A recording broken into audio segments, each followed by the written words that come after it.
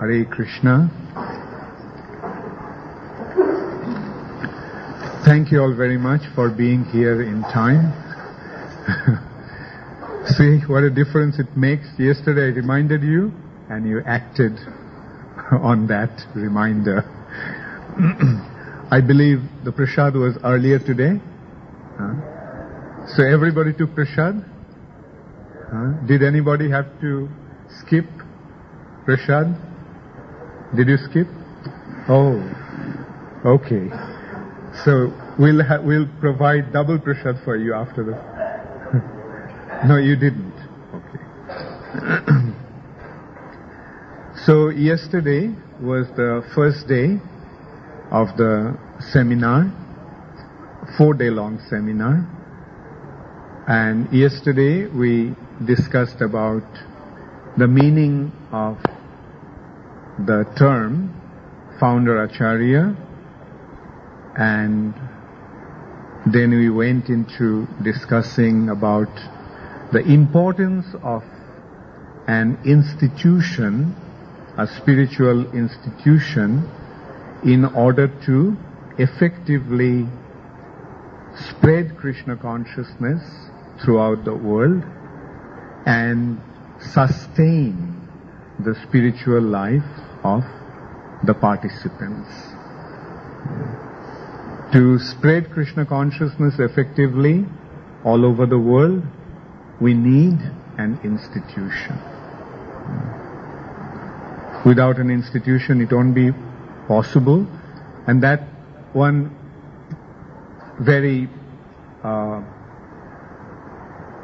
vivid example is there right in front of our eyes, is the condition of Gaudiya Math. After Srila Bhakti Siddhanta, first of all, Bhakti Siddhanta Saraswati Thakur gave a structure, made an institution, and he reminded his disciples, leading disciples, to continue the institution collectively managing it through a governing body.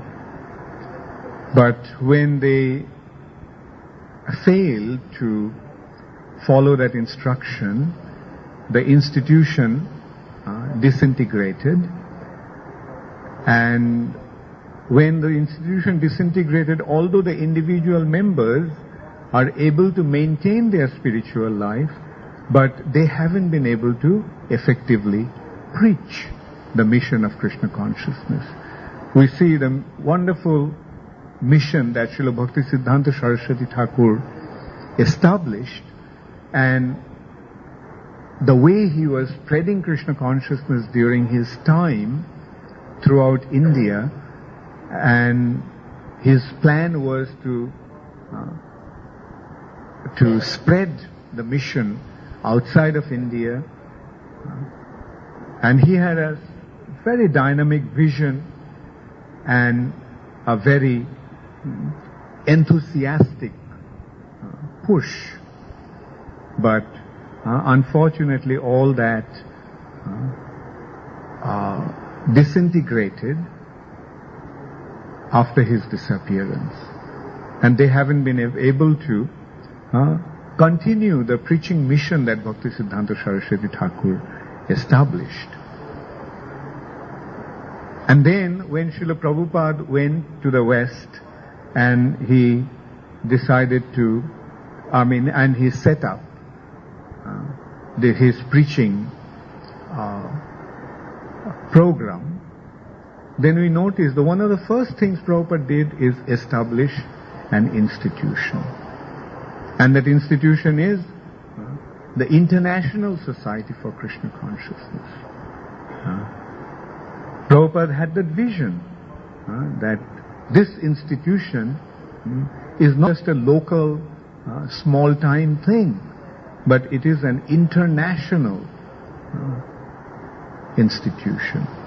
Although Srila Prabhupada started in a very humble way, a small little storefront in 26 Second Avenue in downtown New York, and Prabhupada had just a handful of young boys and girls coming to him. But even at that time, Prabhupada had the vision, and therefore he established an institution which was meant to spread Krishna consciousness all over the world. And then we saw that Prabhupada did that. And we also noticed that Prabhupada was so successful in his preaching mission because of the institution. He was sending his disciples, many of them were just few months in the movement, and they were going out and opening Krishna conscious centers and temples, making devotees. How could they do that? Because they had the backing of the institution. Individually, if they went and tried to start something, could they succeed? No.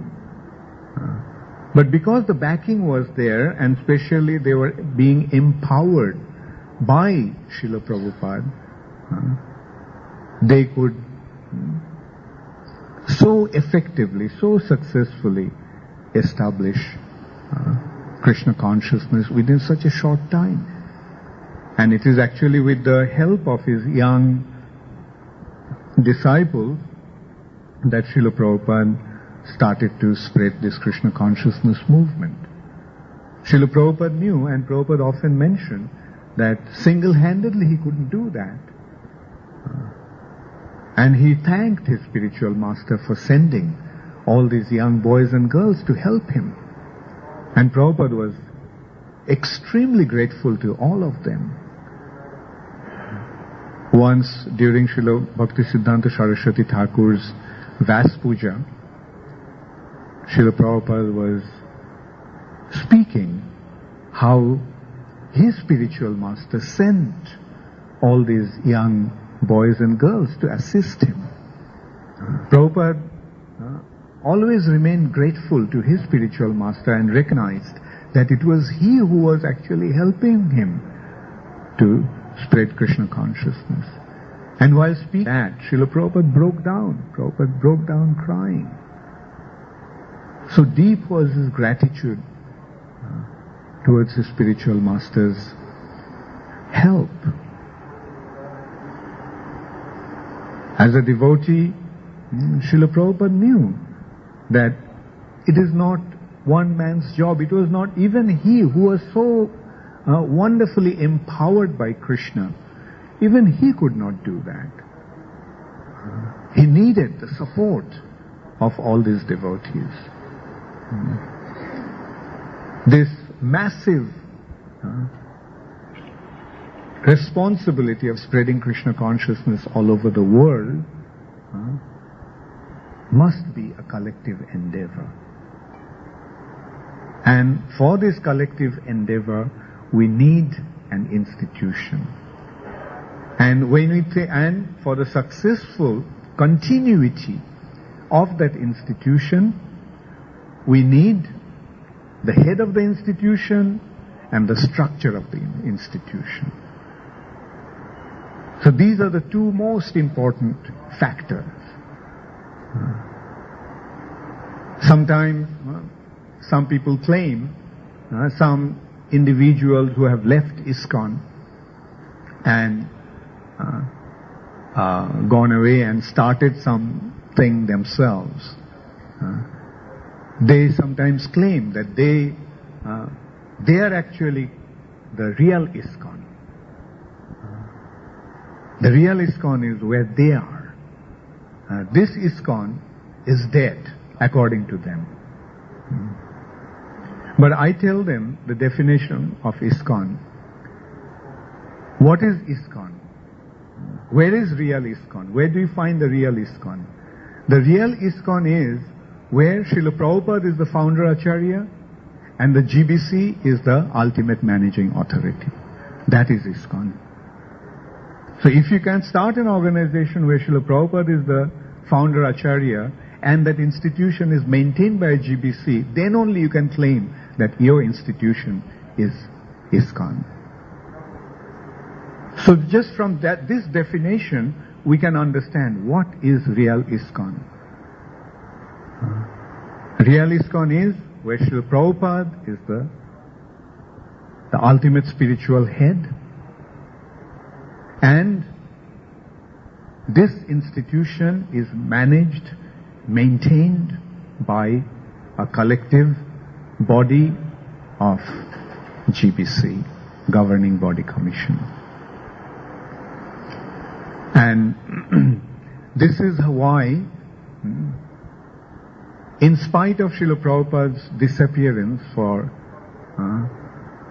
from this planet, although Srila Prabhupada left this planet about 25 years ago, still this institution is going strong.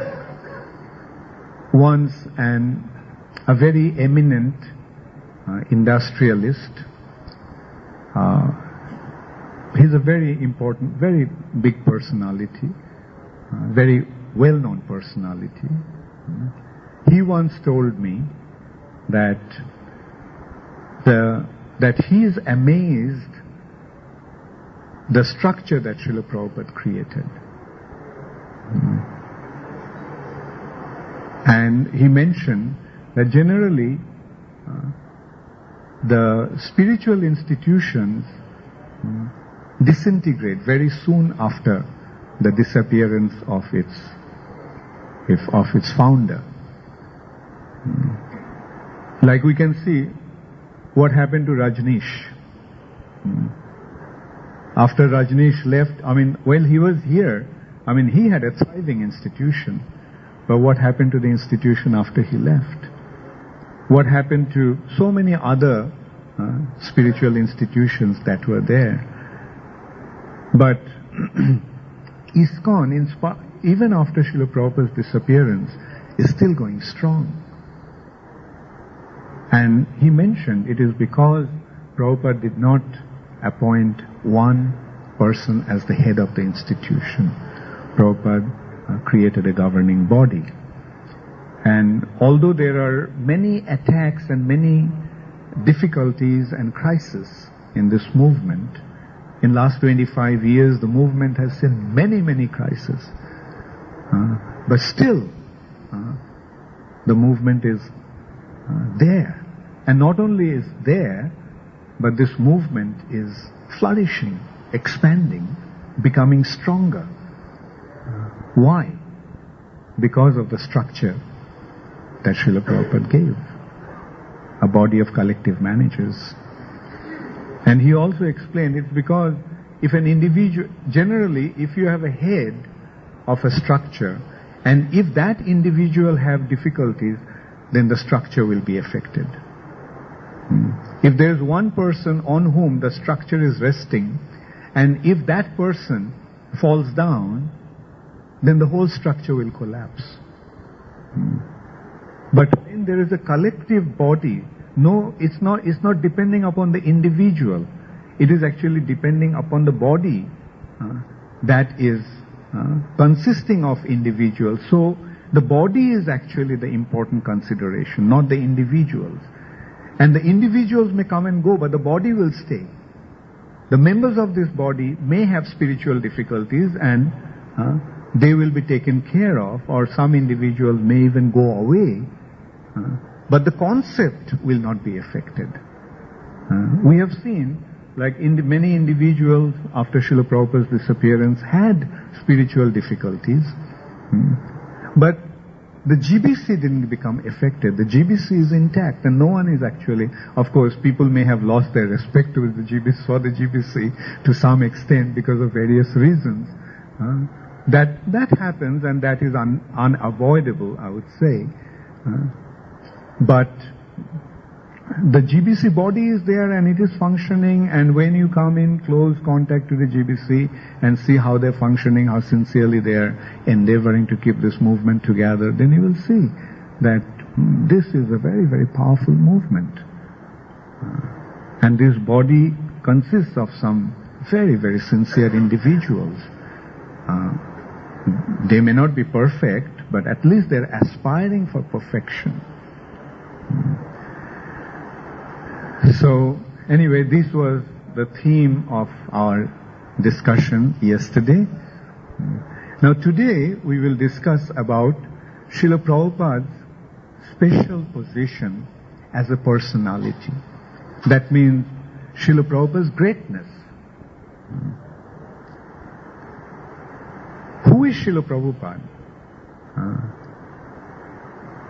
Now, if we want to consider who is Srila Prabhupada or how great is Srila Prabhupada, then we have to see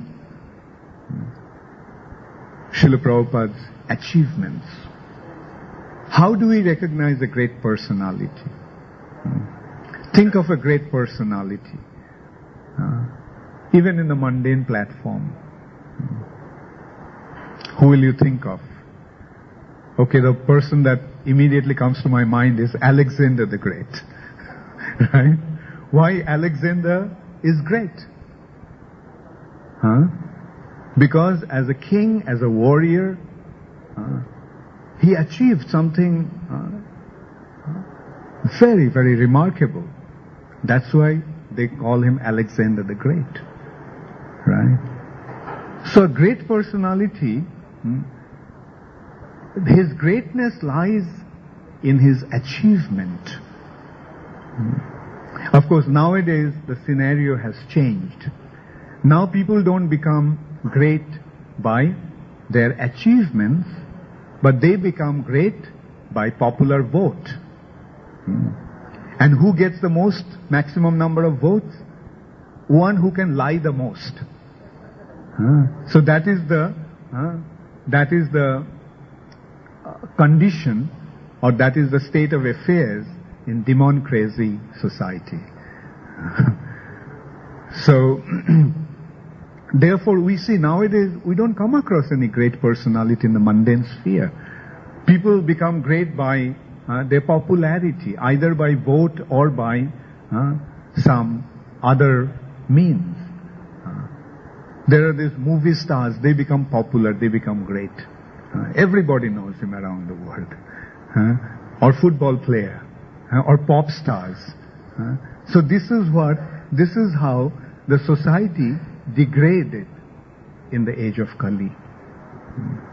But even few decades before, the condition of this world was quite different. If we look at America, then we can see that there are some very great personalities like Abraham Lincoln. He was great with his own brilliance of character, a brilliant personality. But in today's political scene, who do we find? One of our devotees once wrote a song when Carter, who was a peanut farmer, he wrote a song saying, what is happening to American political scene? Now the peanut farmer has become the leader of the nation, and next one probably will be a movie star. And true enough, the next American president was a movie star. and then we can see one of the recent U.S. presidents had such a nasty, got implicated in such a nasty scandal. So, anyway, the point actually is that a personality is recognized by his greatness. A personality is, his greatness lies in his achievement. Now, when we look at Srila Prabhupada, just let's look at his achievements. A person comes practically without any resources and any patronage to the United States, a 70-year-old man. And his mission, his dream is to establish Krishna consciousness, because his spiritual master wanted him to do that.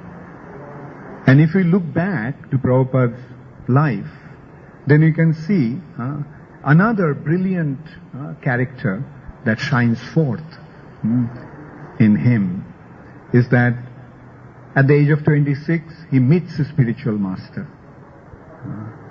At that time, he was a householder, he was a married man, he had a very nice job, he had even a son, he was the father of one son, and Prabhupada just gives up everything because of his spiritual master's instruction. His spiritual master, just in his first meeting, he told him, you take up the responsibility to spread Krishna consciousness throughout the world. Prabhupada didn't consider whether it was possible or not. Prabhupada just takes up that instruction as his life and soul. And from then onwards, Prabhupada's life was simply focused on this instruction. A 26-year-old householder with a responsibility to maintain his wife and child gives up his job. He gives up all the security that he needed, and he starts a business. And Prabhupada wanted to run a business because he thought that when he runs a business, he'll have a lot of, his time will be his time. And he can utilize his time to spread Krishna consciousness, and he can make the money that he will need to go to the West and spread Krishna consciousness. And from that time onwards, Prabhupada's life was a continuous struggle to fulfill that mission of his spiritual master. Now, how many individuals we come across in this world with this kind of conviction and determination and dedication? So it is not that all of a sudden Prabhupada just came to America and just by fluke Prabhupada achieved something. Rather, behind that we see Srila Prabhupada's whole life, as Satsarup Maharaj very aptly put it, a lifetime of preparation. Srila Prabhupada's entire life was a preparation to spread Krishna consciousness. And then at the age of 70, he goes to the West. As a 70-year-old man, a Vaishnav, he left his comfortable situation in Vrindavan, and he goes alone to America where he didn't even know what he was going to eat. And still he was not afraid, he was not worried, he was not discouraged.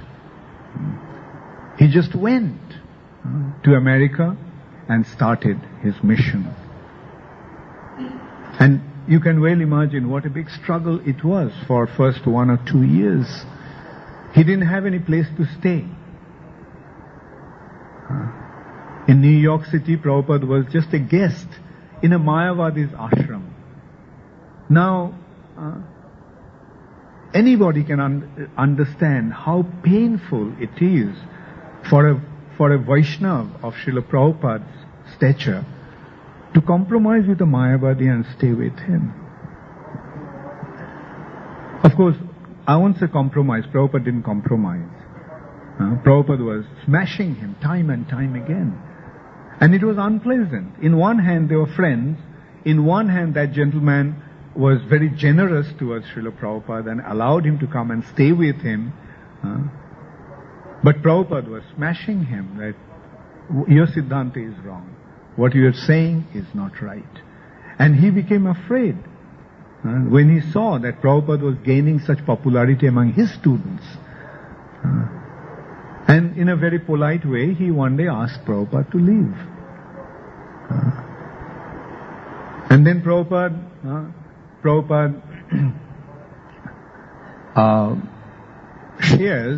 starts sharing an apartment with a young hippie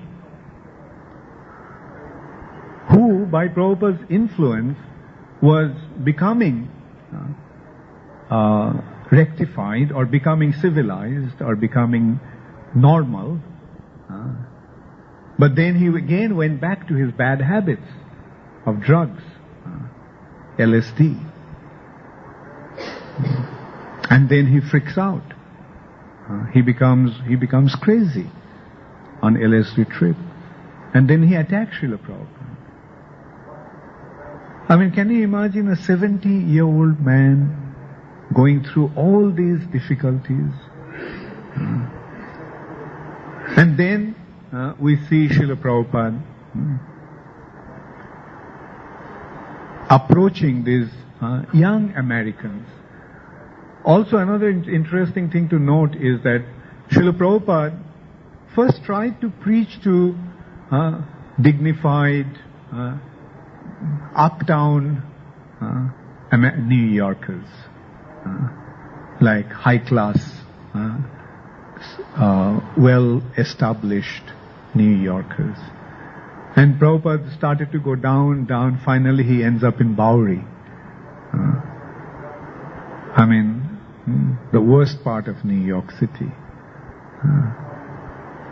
And then he opens his small little center, the first ISKCON temple in 26 2nd Avenue. And who were Prabhupada's clients there?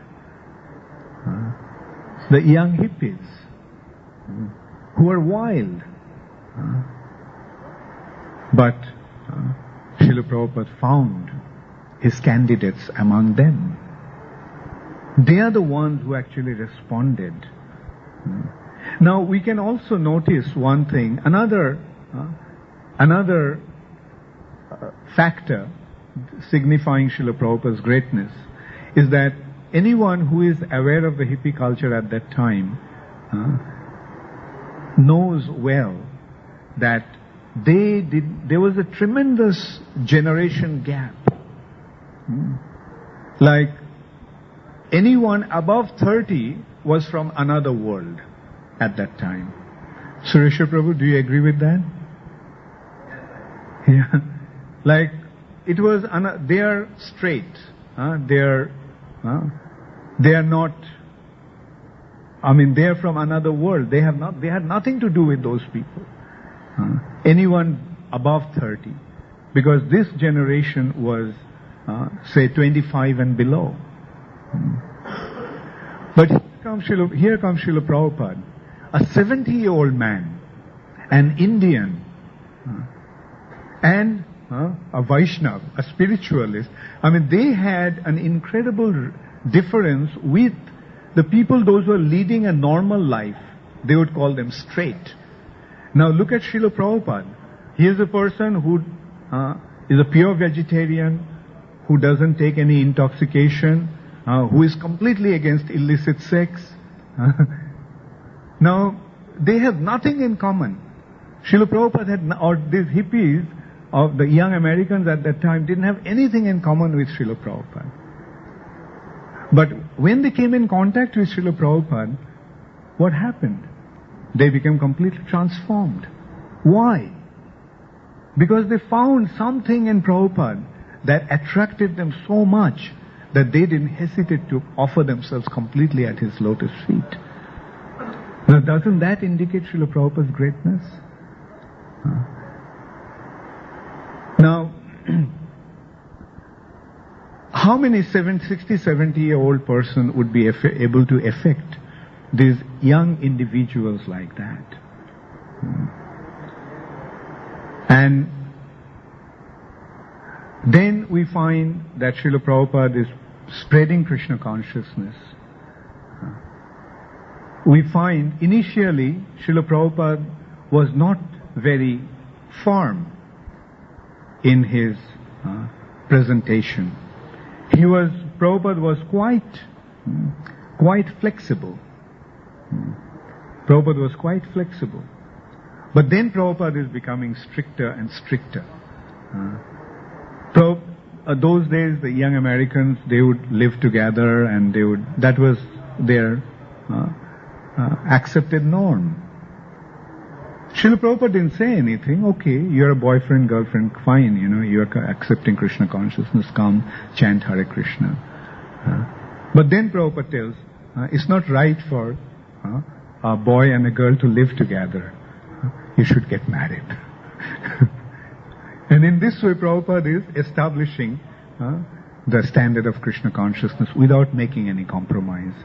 Although Prabhupada actually attracted a wild bunch, but Srila Prabhupada created pure Vaishnavas out of them. And that's the greatness of Srila Prabhupada. And then we see Srila Prabhupada, another greatness is that Srila Prabhupada was dealing with some very, very powerful individuals.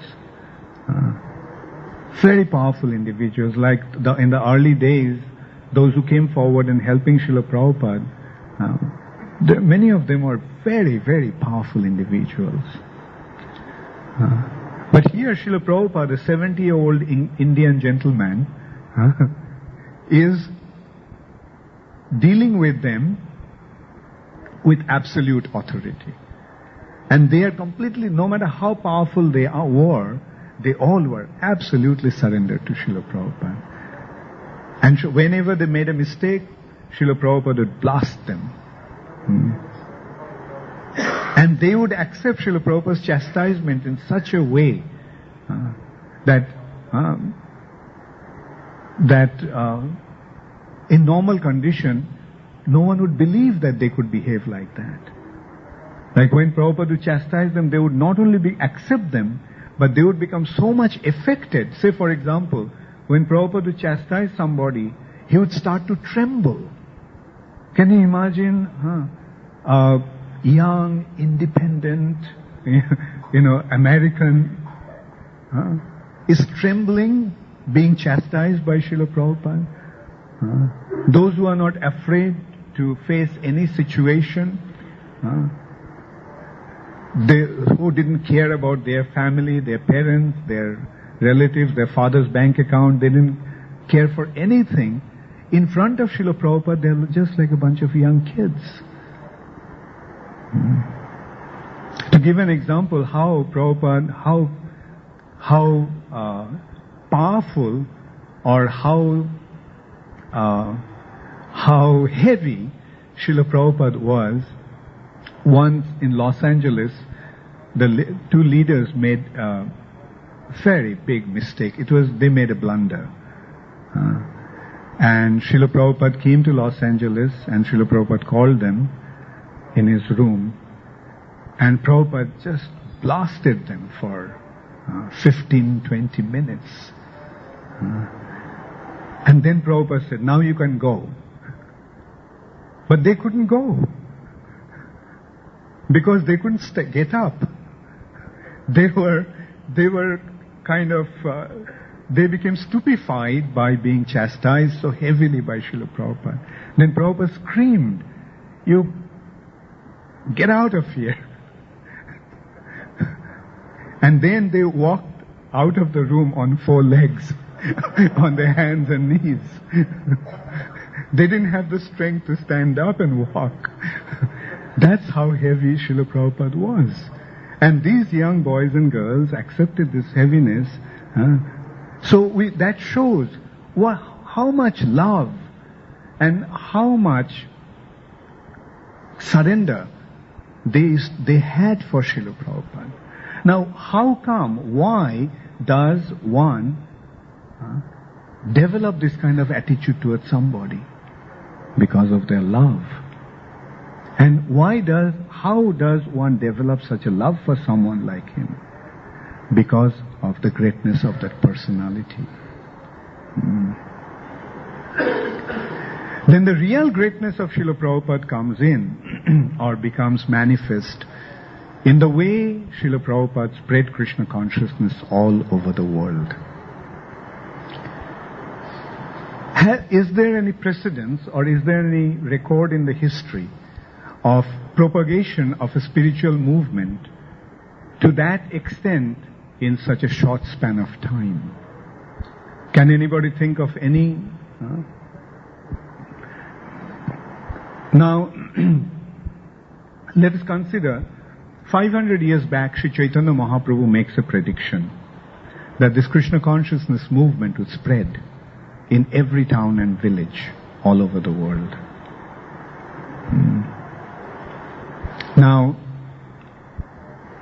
is that statement of Sri Chaitanya Mahaprabhu real or is just some sort of poetic exaggeration? No, Chaitanya Mahaprabhu's prediction is real. Now Chaitanya Mahaprabhu said that this will happen, and it happened through Srila Prabhupada. Now doesn't it indicate Srila Prabhupada's greatness?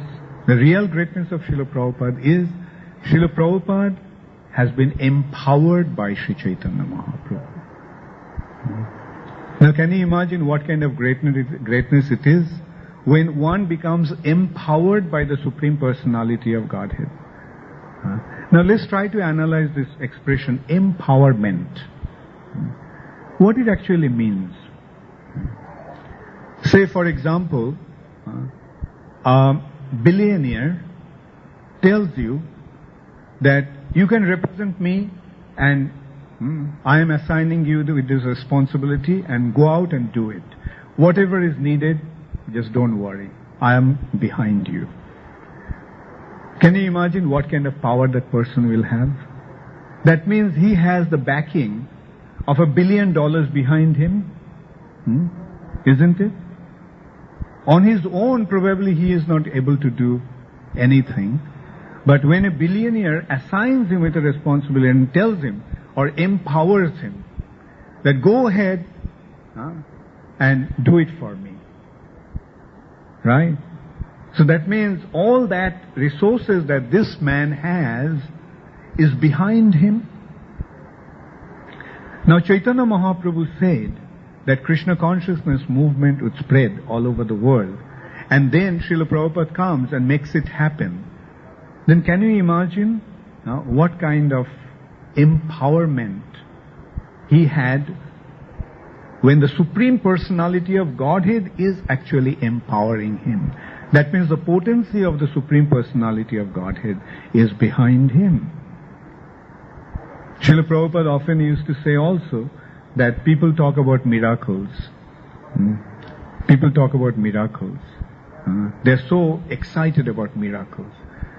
Somebody produced some ash, and he is considered to be a big personality, spiritual personality. And what to speak of when he produces some cash? And these are the people, those who are recognized as big spiritual personalities, because they can produce some cash or some ash.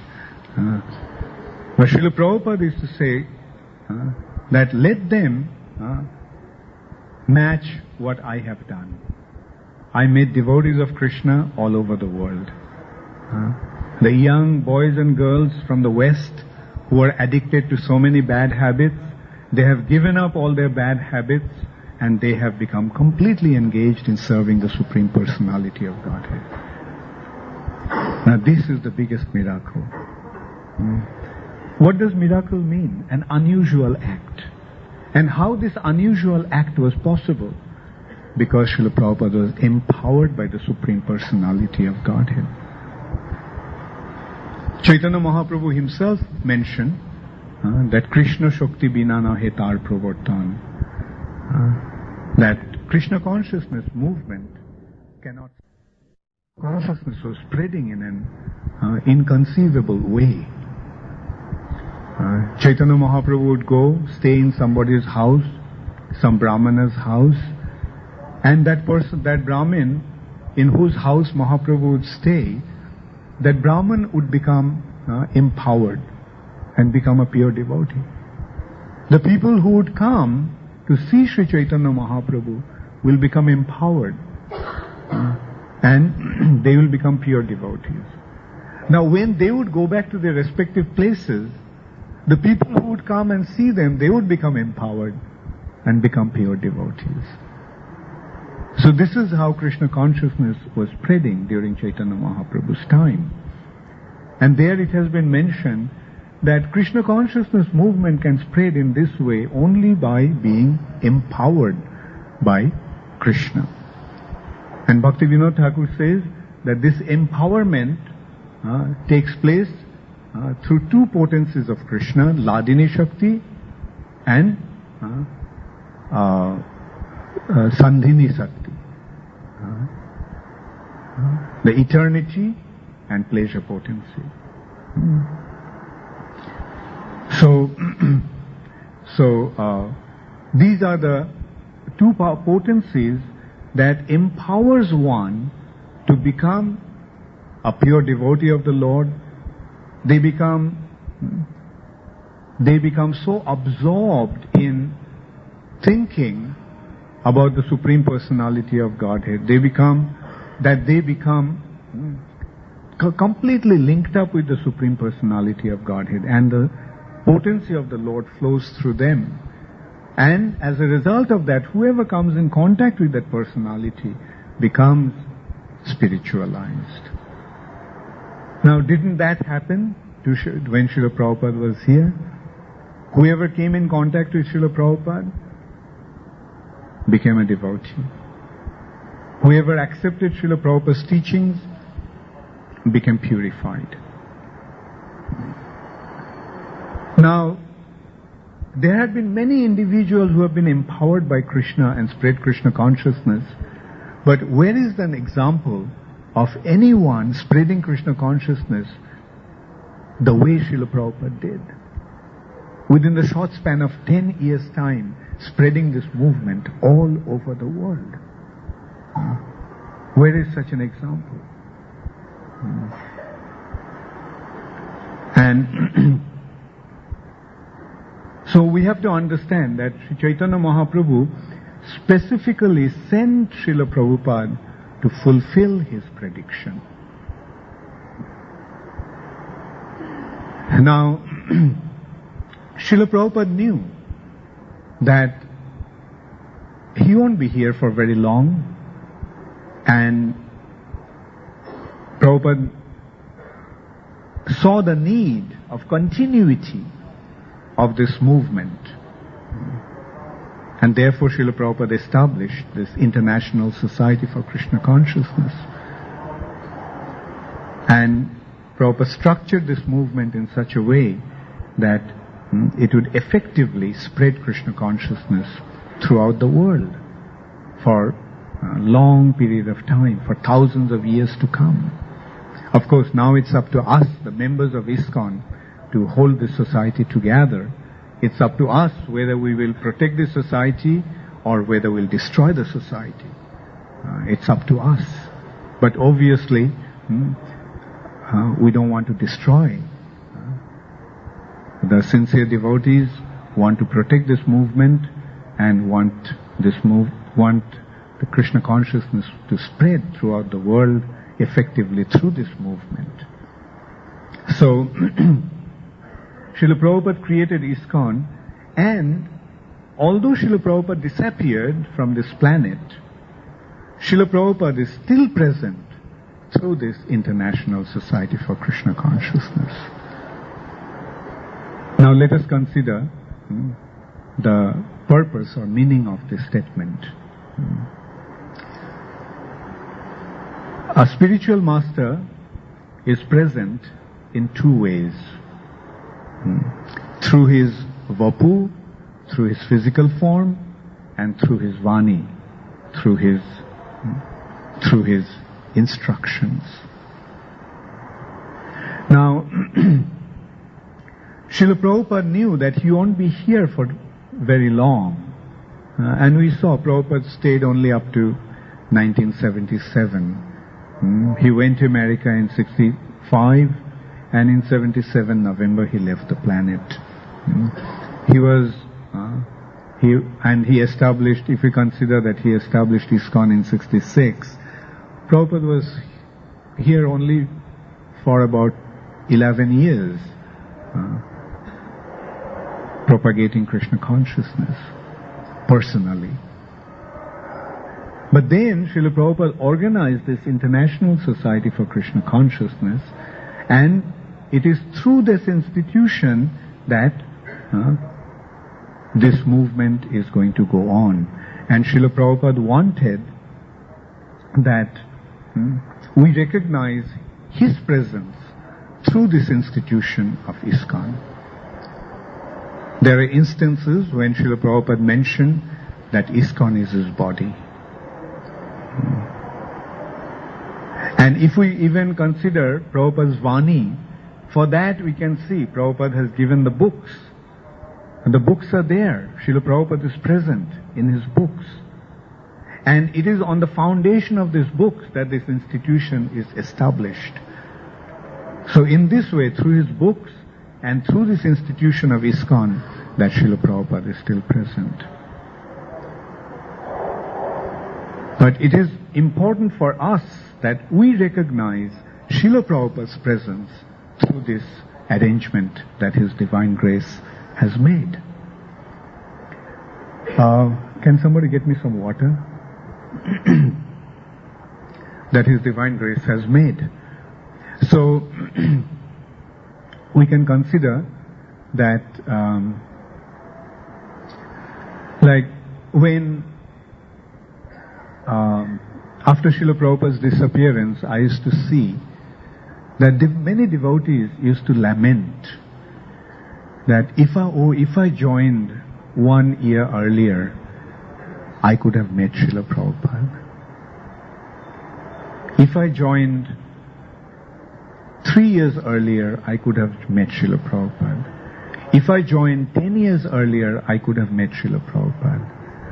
If I joined 20 years earlier, I could have met Srila Prabhupada. So we can see that when one joins the movement, he develops a very deep desire to be connected to Srila Prabhupada, to have some link with Srila Prabhupada. And of course, on our part, we tell them that Prabhupada is still here. It doesn't matter that you didn't meet Srila Prabhupada in person. It doesn't matter that you haven't been initiated by Srila Prabhupada. But Srila Prabhupada is still here through his Vani, through his institution of ISKCON. Mold your life according to Srila Prabhupada's instructions. Serve this society of International Society for Krishna Consciousness, and you will associate with Srila Prabhupada. And it is our responsibility, therefore, in this way, to reassure these devotees who joined after Srila Prabhupada's disappearance that they have a link with Srila Prabhupada. And that link is that Srila Prabhupada is the founder Acharya of this institution. The link is that Srila Prabhupada is the preeminent Shiksha Guru of all the devotees of ISKCON for all time. Now personally they may not meet Srila Prabhupada, personally many of you may not meet Srila Prabhupada, but you are connected to Srila Prabhupada. You have all the opportunities to be connected with Srila Prabhupada. And that is why, that is the prerogative that you have as a member of ISKCON. That is the good fortune that you have acquired by joining ISKCON. And that is the meaning of Srila Prabhupada's position as the preeminent Shiksha Guru of this movement. That's the meaning of Srila Prabhupada being the founder Acharya of this movement. Now the question arises, then what is my link with my spiritual master, both Shiksha and Diksha Gurus? The answer to that is the Shiksha Gurus and Diksha Gurus and Shiksha Gurus of ISKCON have the responsibility to connect the individuals or connect their disciples to Srila Prabhupada, the founder Acharya. And this is how the link is actually established. So I don't want to go into the details of that. I presume that everybody understands that point, and this point is quite clear, because in ISKCON, what we are actually offering in the spiritual dimension, or what spiritual assets we are handing over to our wards, to our students. We are giving them Srila Prabhupada's teachings. Because the foundation of this movement, or foundation of this institution that we belong to, is Prabhupada's books. And all our instructions are actually based on Srila Prabhupada's books. Now, isn't it clear that we are actually giving Srila Prabhupada to those who are coming to us? So, this is how we have to recognize that how we are actually, although we are not in physical contact with Srila Prabhupada, although we didn't have the opportunity to meet Srila Prabhupada in his Bopu form, but still we have access to Srila Prabhupada. We have the opportunity to be with Srila Prabhupada, to be connected to Srila Prabhupada through Srila Prabhupada's Shiksha, through Srila Prabhupada's teachings. Now, when you look at ISKCON, whose teachings is the fundamental criterion for this movement? Although there are many prominent acharyas in our sampradaya, but whose teachings are preeminent in ISKCON? Although Jiva Goswami is an acharya, Rupa Goswami is a principal acharya, Krishnadas Kaviraj Goswami and Vishwanath Chakravarti Thakur, they all are there, but we are getting them through Srila Prabhupada, through his books.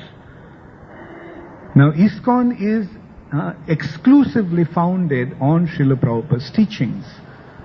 And that is the meaning of Srila Prabhupada's position as the preeminent Shiksha Guru of all the devotees of ISKCON for all time. Because all the devotees of ISKCON will receive their spiritual instructions and guidance through Srila Prabhupada's books. There will be many teachers. There will be many gurus, both Shiksha Gurus and Diksha Gurus. But they all will be giving Srila Prabhupada's teachings. Therefore, they all will be giving Srila Prabhupada. Now,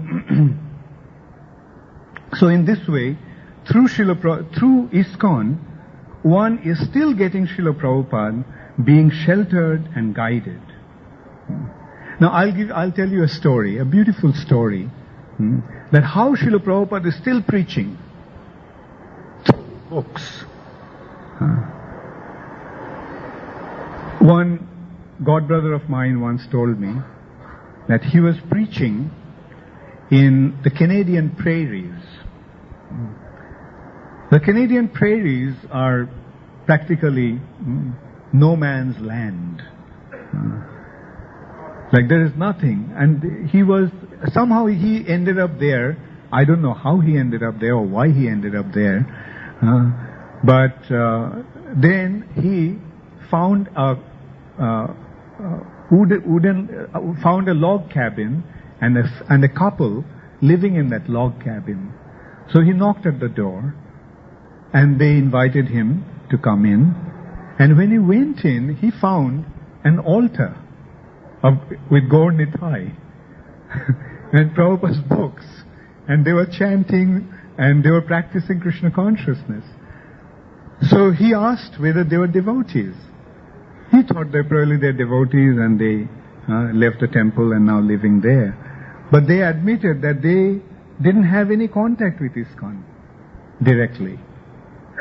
But once they received a book of Srila Prabhupada, and they became so much affected by reading that book, that at the end of the book they found the addresses of ISKCON centers, and they wrote to Los Angeles and started to communicate with them, and they started to get more and more books and paraphernalia, and eventually they're practicing Krishna consciousness, following the four regulative principles, and they're worshipping Gaur Nitai.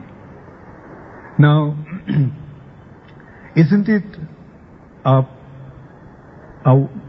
perfect example of how Srila Prabhupada's books are still preaching? Or Srila Prabhupada is still preaching through his books. Like, by reading his books, individuals are becoming so much affected that they are accepting Krishna consciousness. We can consider here, how many of you joined this movement by reading Srila Prabhupada's books? So there you are. So this is how Srila Prabhupada is still preaching.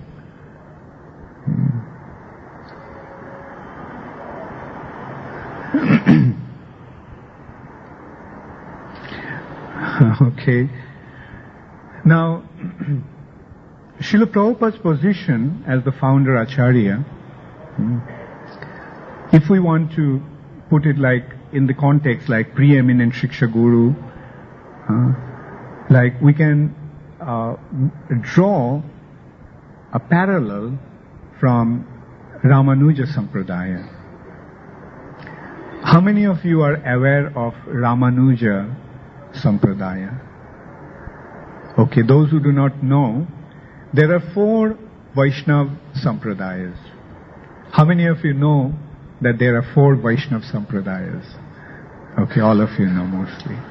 So, these 4 Sampradayas are known as Brahma, Rudra, Shri and Kumar. Now, Shri Sampradaya is the line that comes from Lakshmi Devi. And which Sampradaya do we belong to? Brahma Sampradaya. That line begins from Lord Brahma. Now, there is another Sampradaya, another line of Vaishnavas that comes down from Lakshmi Devi. That's known as Shri Sampradaya. Now, in the age of Kali, all the teachings of these Sampradayas became affected to the extent of becoming covered over. So, in order to revive the teachings of the Sampradaya, some prominent Acharyas came. In Shri Sampradaya, the one brilliant Acharya that came is Ramanujacharya.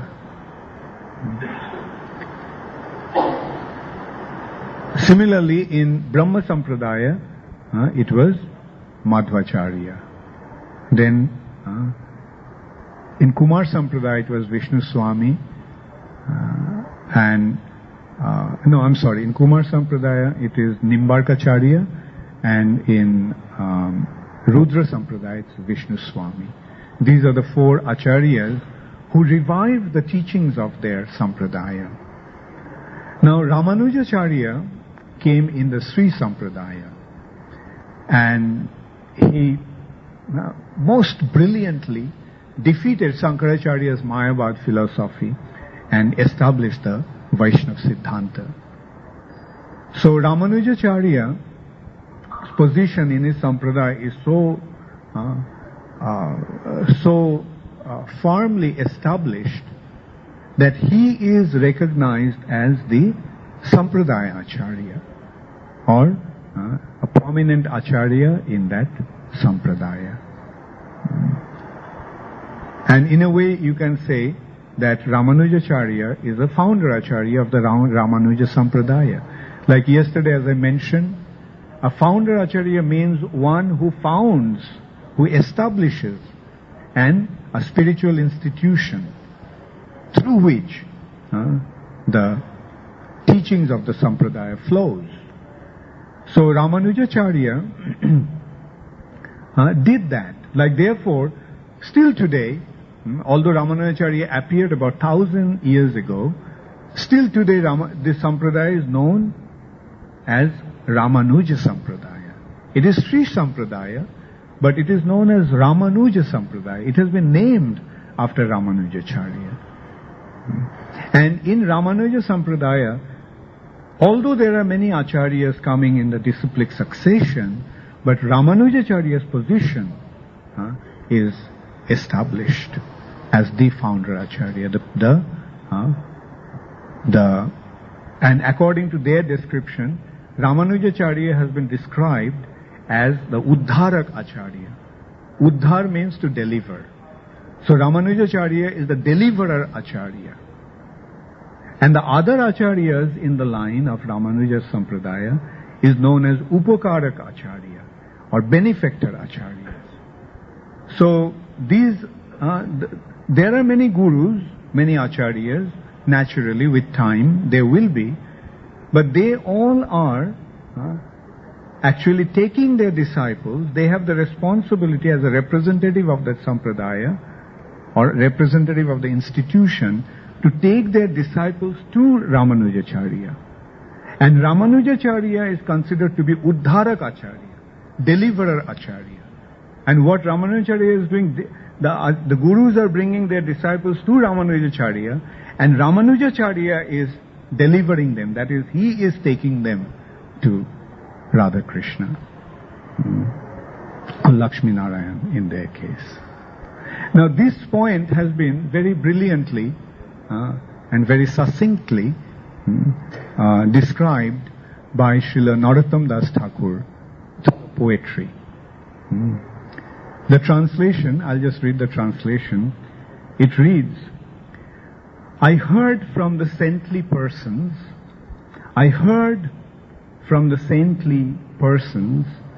that one achieves the lotus feet of the transcendental couple. Who are the transcendental couple? Radha and Krishna. One achieves the lotus feet of the transcendental couple by the mercy of Srila Rupa Goswami.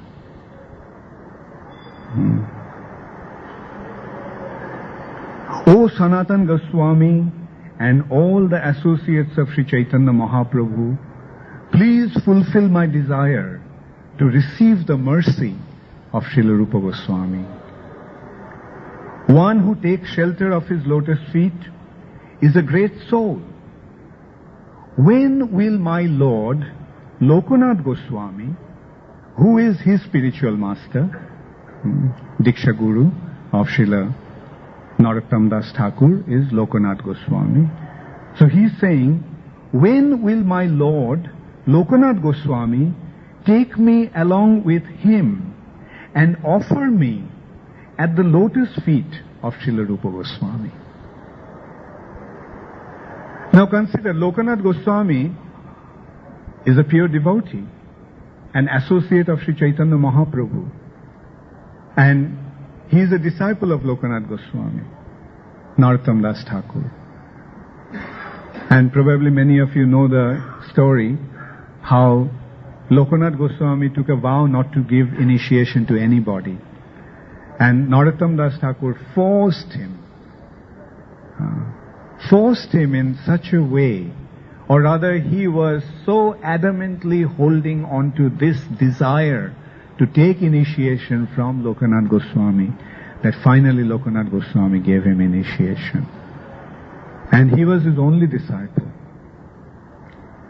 Now he is saying that although his spiritual master Lokanath Goswami is a liberated soul, an eternal associate of Sri Chaitanya Mahaprabhu, but he is saying, when will Lokanath Goswami, my spiritual master, take me by my hand and offer me at the lotus feet of Srila Rupa Goswami? So from this we can get a clear understanding of the concept of Uddharak Acharya and Upakarak Acharya. Like Lokanath Goswami as a Upakarak Acharya, as a benefactor Guru, he is taking him to Rupa Goswami, and Rupa Goswami is engaging him or offering him to Radha Krishna. Okay, now this point becomes more clear through another poetry by Srila by Srila Narottam Das Thakur. I will stay fearfully at the back of Sri Rupa Manjari. So when he is taken to Rupa Goswami, then what happens? Who is Rupa Goswami in the spiritual sky in Krishna's pastimes? Rupa Manjari. So he is saying that I will stay fearfully at the back of Sri Rupa Manjari. The transcendental couple will then look at me and say very mercifully with a smile, Rupa, where did you get this new maidservant? Rupa Manjari said, Manjulali brought this maidservant to me. So Lokanath Goswami's Siddha Swarup, or spiritual form in Krishna's pastime, is Manjulali. Now he's saying, Manjulali brought this candidate to me, and now I am offering her to you. So in the spiritual sky, it is not that surrender to one means disregard to other. Rather, one surrender leads to a greater surrender. And that is the meaning of the disciplic succession. And especially in our context, in the context of ISKCON, like what is the natural flow? Devotees will join this movement. There will be many gurus, not only in this generation, generation after generations there will be many, many gurus. Someday most of you will also become gurus. And then what the gurus will do? They will take their disciples to Srila Prabhupada. And Srila Prabhupada will engage them in the service of Radha Krishna. So that is the meaning, the real understanding of a founder Acharya. Thank you all very much. So I'll invite some questions or comments. Yes.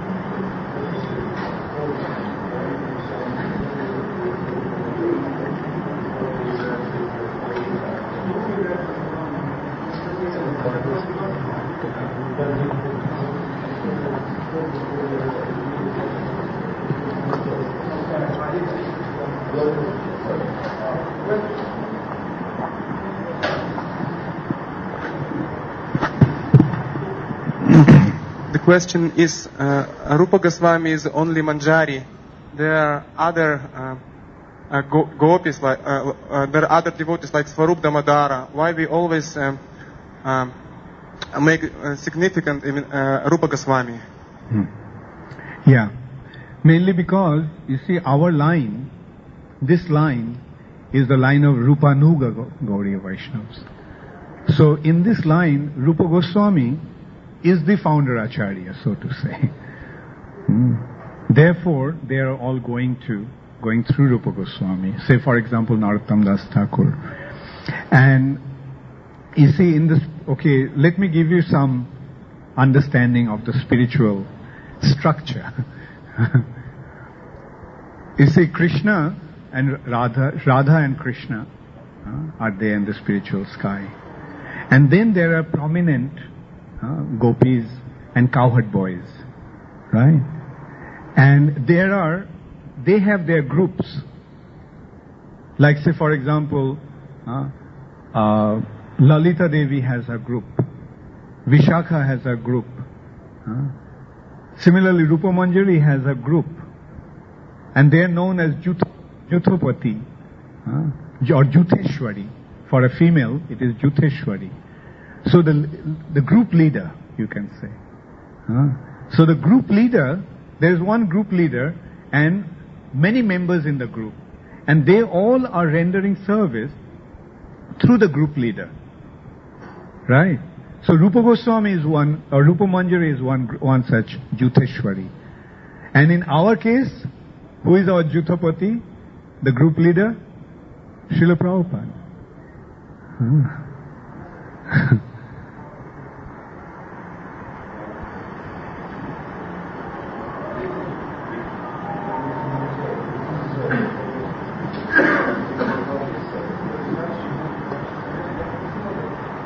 Okay, by the way, Sarup Damodar also, like, who is Sarup Damodar? Lalita Devi. She also has a group. Actually, Rupa Manjari is subservient to Lalita Devi. Rupa Manjari is a Manjari. Manjari is a young girl. Sakhis are little elderly. Elderly means 15 years old. And Manjaris are little younger. And So, you see, Lalita Devi is, of course, the main, on Krishna's side, she is the main personality, right? And there are other groups. You see, groups have subgroups, right? And subgroups have subgroups. Like that, they are divided. So, now, anyway, going a little deeper topic. When Radha and Krishna have very intimate dealings, then the Sakhis don't stay there. Because Radha Krishna may feel shy. Right? They go away. But the younger girls, because they're young, they stay there and render this very intimate service to Radha Krishna. So that is why Rupa Manjari's position is so special. Hare Krishna. What is the position of those devotees who took initiation from some spiritual master, disciple of Srila Prabhupada, and then somehow or another his spiritual master has difficulty and he left our society? What is his position? And he didn't took re-initiation from other spiritual master. Okay. Yeah. So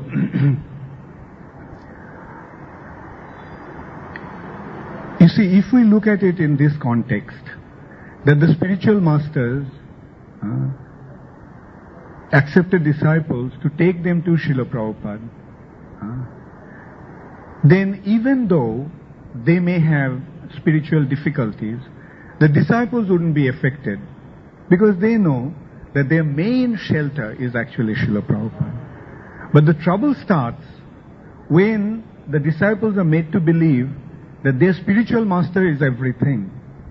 And their whole life, whole spiritual life is resting on their initiating spiritual master. And when the initiating spiritual master falls down, they feel that their whole spiritual life is shattered. But if we recognize this concept, you see, that the spiritual master was meant to take them to Srila Prabhupada, then even the spiritual master may have difficulties, but they wouldn't be affected because they know that Srila Prabhupada's shelter is there and there is nothing to be worried about. Right? And we are seeing also the individuals who are faithfully serving Srila Prabhupada in ISKCON, even though their spiritual master fell down, and even though they didn't take reinitiation, they are carrying on fine in their spiritual life. On the other hand, I have seen that those individuals, although the spiritual master is in good standing, but if they leave ISKCON, their spiritual life become affected. They fall down. They can't maintain their spiritual life. So the main criteria is whether one is going to be in ISKCON or not. Isn't it? Ultimately that's the consideration. If you stay in ISKCON, your spiritual life is protected. You lose the shelter of ISKCON, your spiritual life is finished. Hare Krishna.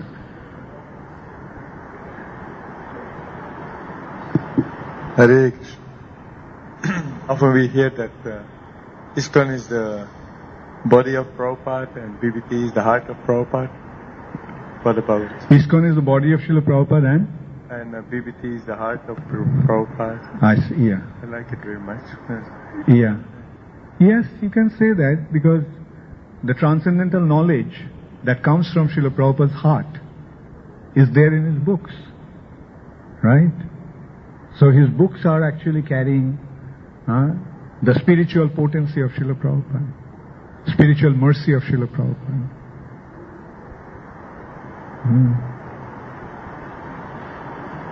Yes, Shureshwar Prabhu.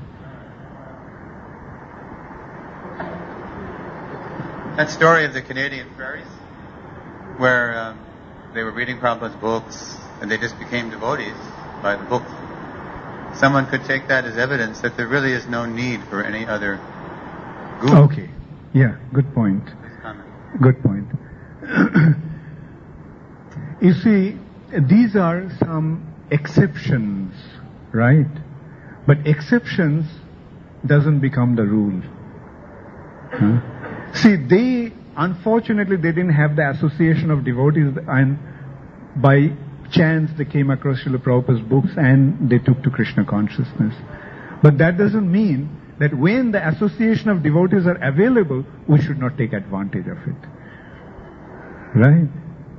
So when some easier means is available, then isn't it intelligent to take advantage of that easier route? When the easier route is available, why should we take a difficult route? Right? So this is an exceptional case. That doesn't mean that everybody who will read Srila Prabhupada's books will become a devotee of that nature. Right? So the point is that Prabhupada made various arrangements. One of the most effective arrangement is ISKCON and devotees. Right? So when we see the structure of ISKCON, we see devotees, books, temples, all are together.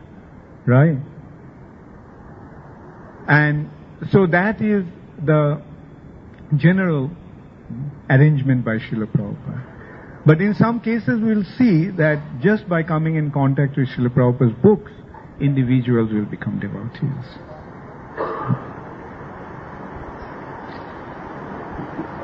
On the other side, I'm directly initiated by Srila Prabhupada, but I feel I'm very dependent on my senior godbrothers and godsisters to help me understand Srila Prabhupada.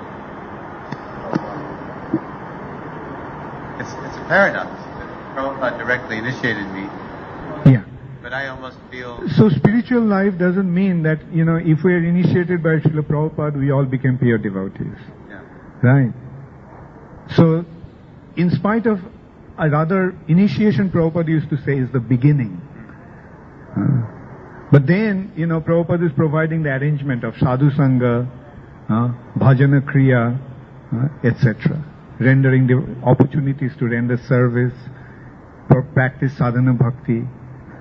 So they all are essential for our spiritual advancement. Just initiation alone is not everything. So whether one is initiated by Srila Prabhupada or not, everybody, irrespective of who they are initiated by, must practice the process that Srila Prabhupada gave or Sri Chaitanya Mahaprabhu gave. So it's very, it's very noble of you to admit that in spite of being such an advanced devotee, you need so much the association of devotees. This is the truth. But so the bottom line is that we have to cooperate in Prabhupada's mission to be really connected to the parampara. Yeah, right. Regardless of what generation. Yeah, right. We have to cooperate. We have to work together to push this movement forward. Protect ISKCON. In Prabhupada's own words, a couple of weeks before Prabhupada left the planet, Prabhupada gave a very, very important instruction. Your love for me will be shown. Your love for me will be shown by how you cooperate with each other. So if we love Srila Prabhupada, then we have to express our love for Srila Prabhupada by cooperating with each other. That seems to be a bottom line qualification, to really be connected. Bottom line qualification, right? Krishna. Right, that's true. Thank you. Thank you. Yeah. Hare Krishna.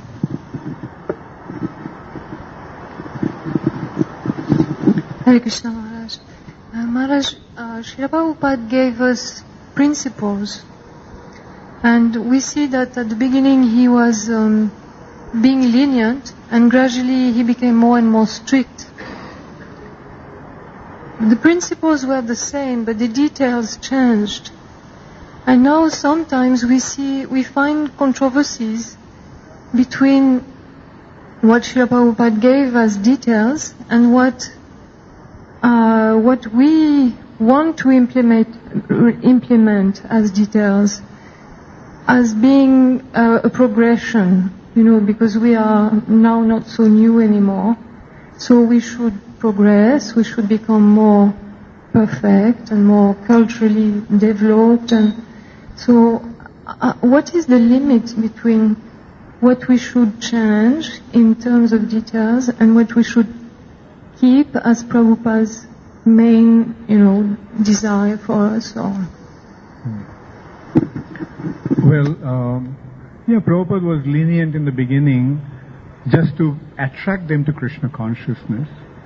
But when they came to the standard of initiation, then Prabhupada's instruction was very clear and very, and it was standard, right? The standard was follow the 4 regulative principles, chant 16 rounds, read Prabhupada's books, render devotional service, help the propagation of this movement. And so that standard should always be there. Like at no point it will be accepted that now that I am an advanced devotee, I don't need to chant 16 rounds. Right? Now I can chant 4 rounds because I'm so advanced. Right? Rather it should work the other way around. The more you advance, like Prabhupada used to say that 16 rounds is the basic minimum, but increase. And the ultimate standard is chant 24 hours a day. Right? That is the ultimate standard. Similarly, follow the 4 regulative principles.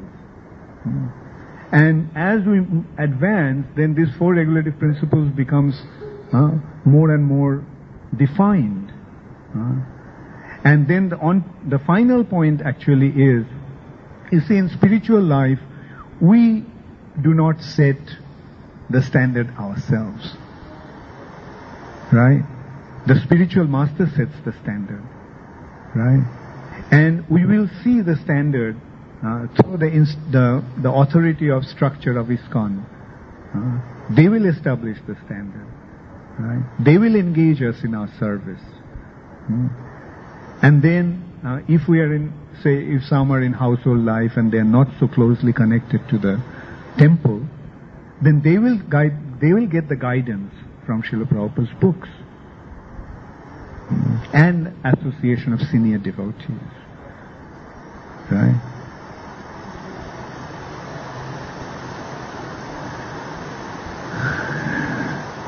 Yes. Somebody give him the microphone.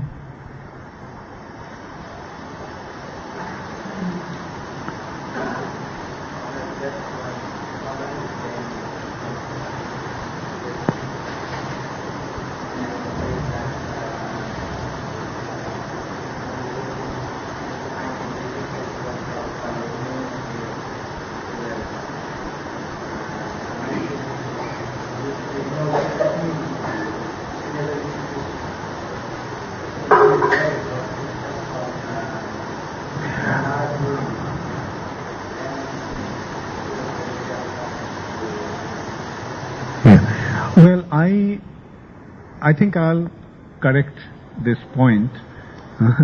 I didn't say that some devotees had difficulties when Prabhupada left, but what I actually said is that those who joined after Prabhupada's disappearance, they used to yearn, they used to lament that if I joined earlier, then I could have met Srila Prabhupada. That was the thought. And of course, at the same time, I accept the spirit of your question that yes, after Prabhupada left the planet, devotees did have difficulties because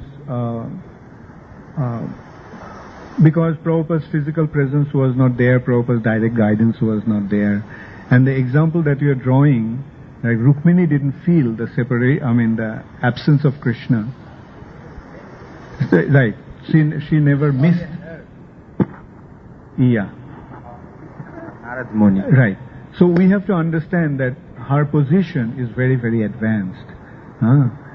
So it's the advanced devotees, they have inherent love and attachment for Krishna. But for a neophyte devotee, personal association and guidance of a great personality helps a lot. Thank you. So, should we continue or should we stop now? Let's see if anybody has any question. Okay. All glories to Srila Prabhupada.